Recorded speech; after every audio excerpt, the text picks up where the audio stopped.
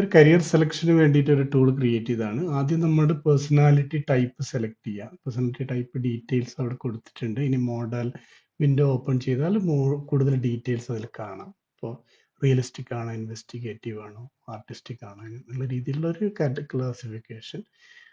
അതിനുശേഷം നിങ്ങൾ സെലക്ട് ചെയ്യേണ്ടത് ഏത് ക്ലാസ്സുകളിലാണ്, +1 ആണോ +2 ആണോ എന്നുള്ള സെലക്ഷനാണ് വരുന്നത്.